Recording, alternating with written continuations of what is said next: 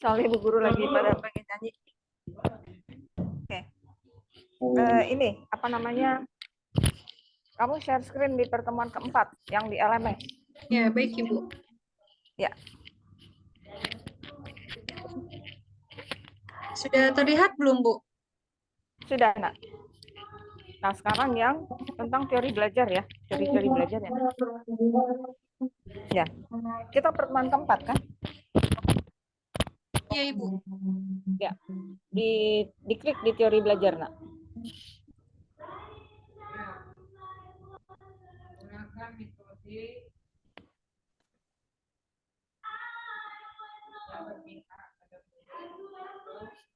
Oke. Coba Kak ke bawah lagi ya. Nah, di sini stop. Itu di gambar, nah. Di gambar klik yang sebelah kanan. Di atasnya gambar ada klik. Yang menarik dan inovatif lah banyak lebih apa. Ada kan? Menarik dan inovatif. Oke. Kegedean. Termotivasi belajar kan. Menarik dan inovatif. Oke. Ini sudah. Itu ada videonya kan? Ada videonya karena. Berapa pertanyaan? Iya. Sebelum behavioristik, sebelum teori behavioristik, teori apa di ininya? Sebelum behavioristik. Memiliki buangan yang kondusif, menyediakan Coba ruang kondusif. dikembalikan lagi. Oke, coba ke bawah lagi, ke bawah. Menyediakan Oh, nggak ada. Ya, berarti yang pertama behavioristik, Nak. Ya. Behavioristik tadi. Iya, Ibu. Ya. Nah, itu ada videonya kan? Ya. Kita klik dulu videonya. Ini video atau ini? Apa namanya? Ini. Nah, ini. PPT, iya PPT. Maksudnya PPT. Ya. Iya. Diklik. Ya, diklik. Oke, ya. Nah, di sini kalian melihat kan, ya, bahwa yang pertama adalah Ivan Pavlov ya. Ya, di sini Ivan Pavlov itu dokter ya, fisiologis sekaligus dokter, jadi dari Rusia. Jadi kenapa sih kok tiba-tiba behavioristik itu dari Ivan Pavlov gitu? Jadi dia nyoba-nyoba nih gitu awalnya ya. Awalnya coba-coba, dia cobanya terhadap anjing. Ya, jadi anjingnya itu ditaruh di suatu tempat ya. Kemudian dia pakai bel. Jadi kalau dia pakai bel, belnya dibunyikan, nah anjingnya dikasih makan gitu ya. Kan kalau dibunyikan bel, dikasih makan, anjingnya keluar air liur kan. Anjing kalau ngeliat makanan kan suka ngiler ya gitu. Nah kemudian berkali-kali sampai akhirnya dia mencet bel, tetapi tidak dikasih makanan, tetapi ternyata tetap air liur anjingnya itu keluar seperti itu. Ya, kenapa dikatakan behavioristik? Karena dia berulang kali gitu. Coba di itu tuh, di slide yang selanjutnya. Oke. Ya. Nah, itu percobaan dari Ivan Pavlov menyatakan bahwa berarti kalau misalnya dikasih kondisi, jadi seperti kalian ya, seperti kalian kalau misalnya bunyi ketok-ketok kan konotasinya tukang bakso ya. Kemudian karena pertama kalian melihat kalau bunyi ketok-ketok, kemudian sama orang tua dibelikan bakso, kemudian baunya harum itu membuat air liur kalian keluar. Akhirnya lama-lama begitu ada ketok-ketok kalian tahu gitu, aduh ngiler banget nih gitu ada tukang bakso, padahal belum tentu tukang bakso. Nah, bagaimana ini dikaitkan dengan pembelajaran? Jadi pada anak-anak ya ini ada kita kasih yang namanya pengulangan. Jadi anak-anak itu kalau kita kasih pengulangan, ya misalnya dia nggak bisa membaca, kita kasih latihan membaca atau gini, naik sepeda kan jatuh ya, kita ajarin lagi jatuh lama-lama dia bisa sendiri seperti itu ya. Nah, kemudian yang kedua adalah ini apa namanya teorinya itu yang aslinya pertama dari Pavlov dengan percobaan anjing, kemudian dikembangkan oleh Guthrie. Ya, Guthrie dengan teorinya conditioning, ya, conditioning behavior. Nah, ini pada tahun 1936 sampai 1942. Nah, kemudian ia berpendapat bahwa tingkah laku manusia dapat diubah. Ya, tingkah laku ya baik itu dapat diubah menjadi bentuk dan sebaliknya. Kalian pernah ingat brainwash nggak dari Rusia zaman dulu? Jadi orang yang baik kemudian dikondisikan, ya dikasih dikasih penekanan, jadi supaya dia jadi pencopet misalnya gitu. Terus dikasih kondisi-kondisi seperti itu, lama-lama dia menjadi pencopet seperti itu. Ini yang dikatakan oleh Guthrie bahwa perilaku itu bisa dirubah, baik menjadi buruk atau menjadi baik. Nah, bagaimana dengan murid? Ya, dengan murid yang tadinya anak bolos, kemudian kita kasih perlakuan sehingga misalnya hukuman. Kalau bolos nanti dihukum. Kalau bolos nanti dihukum, suruh disetrap. Lama-lama kan dia juga nggak mau bolos seperti itu. Ya, coba ke bawah lagi. Ke bawah lagi. Op. Nah, stop. Menurut Guthrie, ya, stimulus itu tidak hanya berbentuk kebutuhan biologis.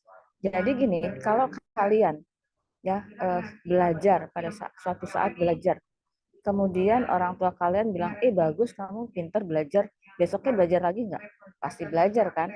Jadi yang tadinya kalian malas, tiba-tiba suatu hari kalian belajar, terus kemudian dikasih ujian, dikasih reward, itu berubah. Jadi besoknya kalian mau lagi belajar seperti itu. Ayo, lagi nak. Terus, nah di sini ada beberapa metode untuk mengubah tingkah laku. Ada yang namanya metode respon bertentangan. Ya, di situ kalau dia takut terhadap kucing, ya taruh deh mainan gitu, ya disukainya dekat kucing, ya nanti lama-lama dia tidak takut akan kucing. Kemudian ada metode membosankan di sini. Coba ke atas lagi, sayang. Nah, metode membosankan di sini yang paling gampang deh. Kamu suka bener sama bakso ya. Kemudian kita kasih bakso satu hari, suruh makan bakso berkali-kali. Lama-lama bosen nggak kalian? Bosen kan? Nah, sama seperti itu. Jadi kalau misalnya anak itu pengennya main, nggak mau belajar, kita kasih aja terus main, lama-lama kan bosen. Ya coba lihat aja anak, kadang-kadang udah bermain, ngapain bosen seperti itu, ya. Oke, terus ke atas lagi. Ke atas lagi, terus stop. Itu ada metode mengubah perilaku di sini, ya. Di sini dapat dengan mengubah suasana dan lingkungan belajar. Ya, jadi misalnya kalau misalnya ada anak yang perhatiannya cepat teralih gitu ya. Jadi kalau belajar ada gambar dia langsung nggak bisa belajar. Ada ini ada pensil nggak bisa gitu, nggak bisa belajar, pasti mainan pensil. Akhirnya lingkungannya yang dirubah. Di mana lingkungan dirubah? Dia kita taruh di tempat duduk ya untuk belajar yang di depannya nggak ada apa-apa. Jadi nggak distract dianya seperti itu. Ya jadi lingkungan yang dirubah. Sama seperti misalnya anak terkena narkoba. Ya, kalau di lingkungan situ terus pasti anak itu pasti akan mencoba narkoba. Jadi jalan salah satunya adalah lingkungannya dirubah. Apakah anak itu kalau bisa anak itu dipindahkan ke lingkungan yang baru seperti itu. Ya, lingkungan yang jauh, dan itu banyak terjadi di Amerika seperti itu. Ya. Kemudian yang selanjutnya tokohnya adalah Skinner. Ini B.F. Skinner. Ini dengan teori conditioning-nya. Ayo, nak sini. Nah, kalau si Iwan Pavlov menggunakan anjing, dia menggunakan tikus sebagai percobaannya. Ya. Nah, di sini dikatakan bahwa usaha untuk memahami tingkah laku peserta didik secara tuntas perlu memahami hubungan antara satu stimulus dengan stimulus lainnya. Jadi di sini ada dengan menggunakan respon ya. Menurutnya suatu respon sesungguhnya juga menghasilkan sejumlah konsekuensi yang nantinya mempengaruhi tingkah laku manusia. Jadi di sini kan dikatakan bahwa kalau satu stimulus ya itu ada hubungannya dengan stimulus lain untuk memahami respon. Ayo kita lihat contohnya. Ke atas lagi, nak. Nah, di sini teori Skinner. Ya, jadi dengan apa? Di sini ada dia mengistilahkan operant conditioning ya. Jadi ada 6 konsep. Satu penguatan. Ada penguatan positif dan penguatan negatif dan ini yang sering dipergunakan oleh teman-teman yang mengambil behavioristik sebagai satu paham. Jadi penguatan, jadi di sini begini, seperti tadi, kalau misalnya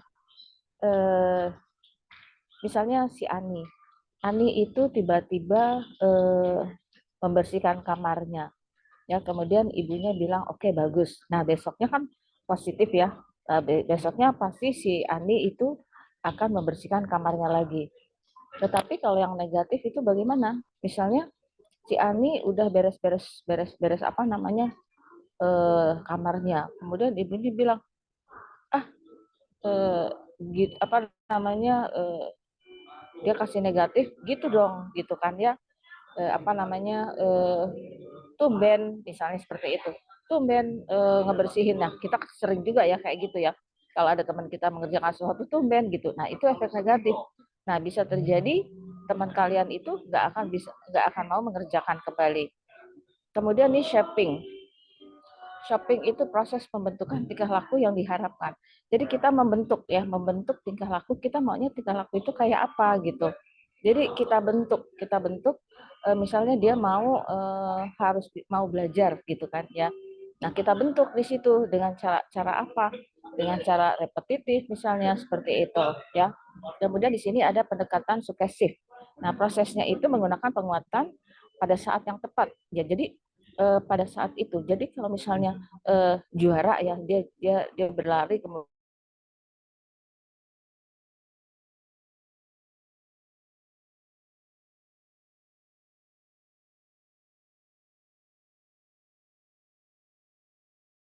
penghentian kegiatan sebagai akibat dan diadakannya penguatan.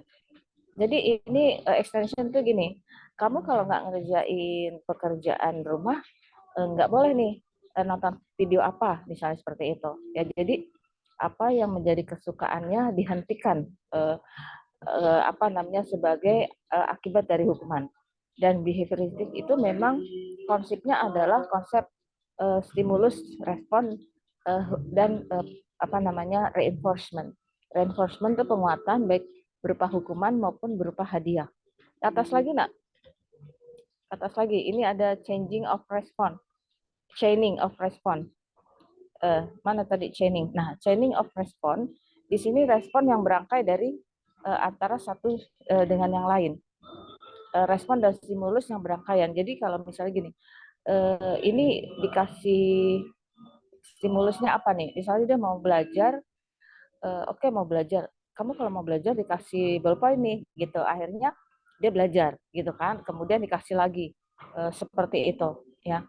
Kemudian kalau jadwal penguatan di sini variasi pemberian penguatan, ya. Jadi penguatannya apa nih? Misalnya yang tangible dan intangible. Yang berupa pujian, misalnya yang tidak terlihatkan, atau berupa hadiah yang terlihat, seperti itu. Ya, ke atas lagi, nak. Nah, sekarang Thorndike. Thorndike juga termasuk tokoh behaviorist ya. Di sini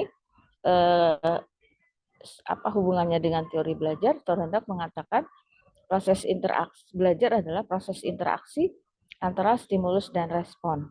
Ya, di sini dikatakan wujud tingkah laku tersebut bisa saja dapat diamati ataupun tidak dapat diamati.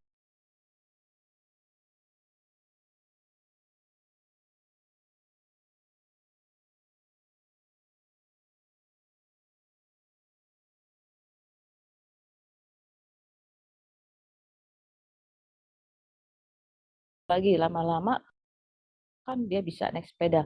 Itu yang namanya trial and error ya. Tapi kalau dalam belajar ya seharusnya ketika kita mempersiapkan belajar, saya bukan orang yang trial and error ya, tapi karena kita sudah punya tujuan seperti itu. Kalau Thorndike dia apa namanya konsepnya adalah belajar dengan mencoba-coba. Nah, di sini Thorndike juga mengemukakan beberapa hukum tentang belajar, yaitu ke atas lagi, Nak. Ya, ke atas lagi. Nah, hukum di sini kesiapan. Ya, jadi apabila seseorang siap melakukan sesuatu, ya, pun ia akan puas. Sebaliknya bila ia tidak jadi melakukannya, maka ia tidak puas. Nah, ada contohnya. Peserta didik siap ujian ya, kemudian nggak jadi ujiannya, ya, maka atau jadi, kalau jadi dia puas, tapi kalau ujiannya ditunda, kayak kalian kan nggak puas seperti itu, ya. Kemudian hukum latihan. Di sini apabila respon terhadap stimulus diulang-ulang, ya, maka akan memperkuat hubungan antara respon dengan stimulus. Jadi responnya terhadap stimulus diulang-ulang. Sebaliknya, jika respon tidak digunakan, hubungan dengan stimulus maka semakin lemah. Coba kita lihat contohnya di sini. Ke atas lagi, Nak. Ya, ke atas lagi, Nak. Nah, contohnya peserta didik, sayang kok mana dia? Peserta didik yang mendapat nilai tinggi, mana dia? Yang mana dia contohnya? Ke bawah lagi coba respon stimulus baiknya. Mana tadi yang hukum kesiapan? Hukum kesiapan, nah ini. Tadi hukum kesiapan, tadi kemudian hukum latihan, ya diulang-ulang maka akan memperkuat hubungan. Ya, kemudian ini lagi ke atas lagi, law of exercising. Sini, ya dengan stimulus baiknya jika respon tidak digunakan, hubungan dengan stimulus semakin lemah. Contohnya peserta didik yang belajar bahasa Inggris semakin sering digunakan akan semakin terampil, tapi kalau tidak digunakan maka akan lemah seperti itu. Jadi kalau dalam belajar, kalau anak itu nggak belajar lama-lama jadi bodoh gitu, ngerti ya? Tapi kalau dia latihan-latihan maka dia akan menjadi semakin pintar. Ya, selanjutnya Nak. Nah, ini ada hukum akibat ya. Ini bukannya udah tadi ya? Maka oke, apabila hubungan antara respon dan stimulus menimbulkan kepuasan, maka tingkatan penguatannya semakin besar. Sebaliknya, bila hubungan respon dan stimulus menimbulkan ketidakpuasan, maka tingkatan penguatan semakin lemah. Contohnya, peserta didik yang mendapat nilai tinggi akan semakin menyukai pelajaran, namun yang memperoleh nilai rendah, dia nggak akan senang gitu dengan pelajaran itu. Nah, ini kalian boleh menolak, boleh tidak, tapi ini adalah salah satu konsep dari si Thorndike. Ayo, ke atas lagi. Ke atas lagi. Nah, ini Clark ya. Clark di sini atau kita biasa memanggilnya si Prof. Hull ya, mengatakan kebutuhan biologis dan pemuasan kebutuhan biologis adalah penting dan menempati posisi sentral dalam seluruh kegiatan manusia. Sebab itu stimulus ya dalam belajar hampir selalu dikaitkan dengan kebutuhan biologis. Walaupun respon yang akan muncul mungkin dapat berwujud macam-macam. Ya, contohnya, ayo kita lihat contohnya, Nak. Ke atas lagi. Nah, contohnya seorang peserta didik ya mau apa nih? Mau giat belajar ya setelah diberi stimulus tertentu, tapi karena satu dan lain hal ia tidak mau belajar lagi.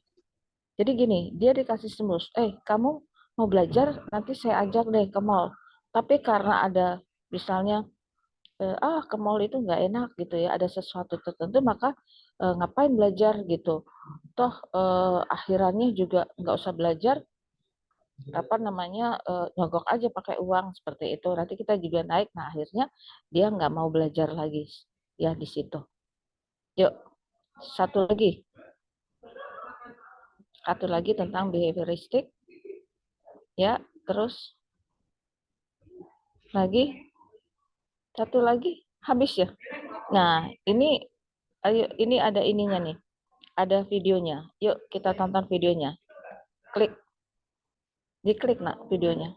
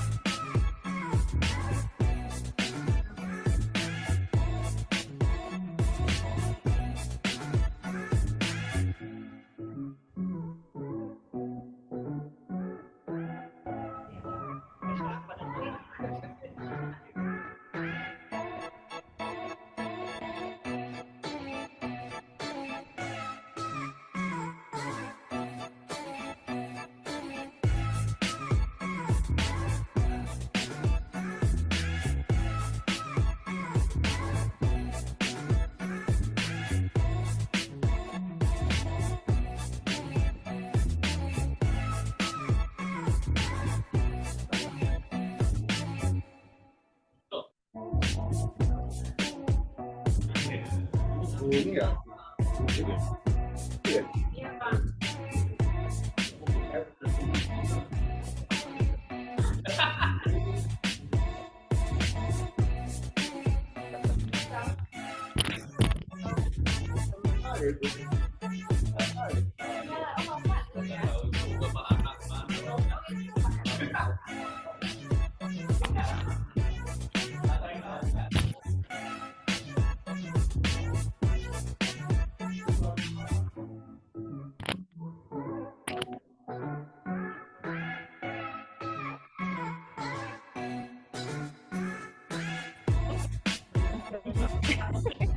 Pada bosan.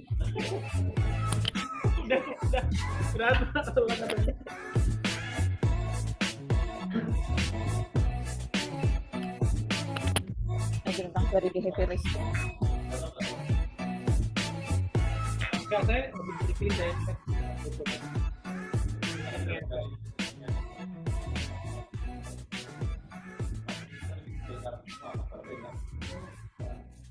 padahal nggak dipakai ya. Bentar aja kita pakainya ya.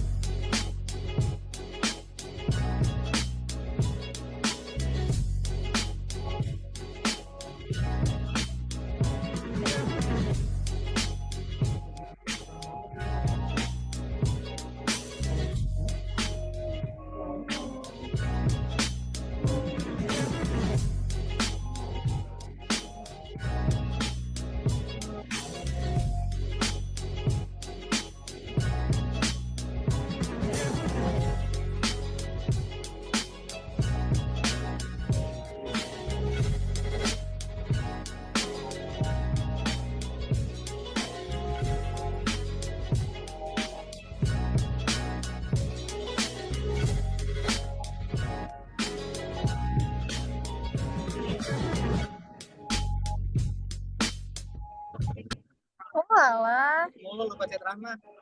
Kenapa Rod? Terus rapat gimana? Oke. Terima kasih ya. It- Iya. Mohon maaf ada yang bocor tuh. Dinda bocor, Din. Iya, Dinda, lagi pada sibuk kerjain PR. Dinda bocor, Din. Ya, matikan dulu, Dinda. Ya, baik. Kita kembali lagi, Leticia, ke itu, kemana namanya, ke online learningnya. Balik ke online learning. Ya, bisa. Ini ke yang tadi, nak. Yang tadi itu di next. Yang tadi di next. Yang tadi itu di next. Habis video, ya di next. Ya, itu ada lagi tentang penerapan teori belajar behavioristik.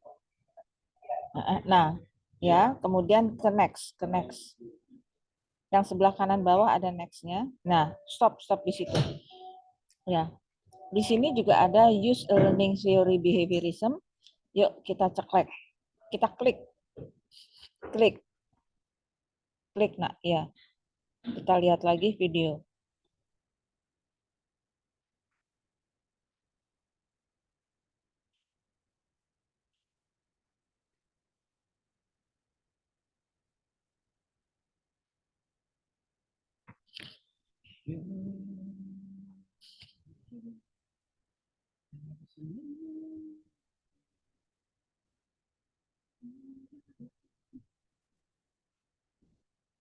Bisa? Agak susah ya. Ya, Ibu, sepertinya jaringan saya lagi nggak Oke. stabil. Oke, kalau gitu hostnya kirim ke saya, nak. Ke yang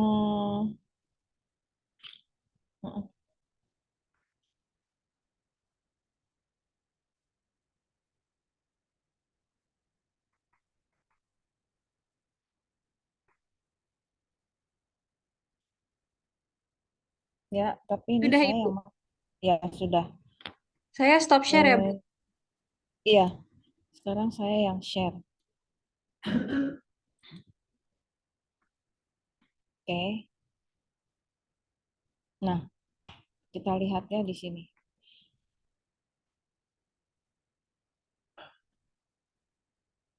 Lah ini kok ada kereta? Oh, kan ada stasiun. Tapi kan stasiun nggak dekat sini kan?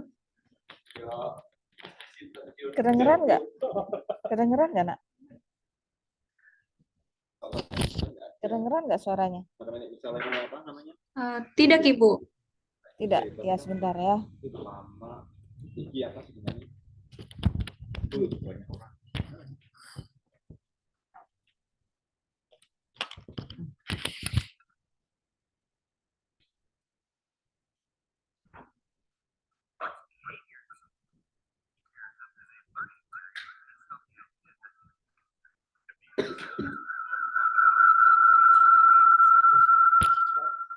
Ini berdua saya.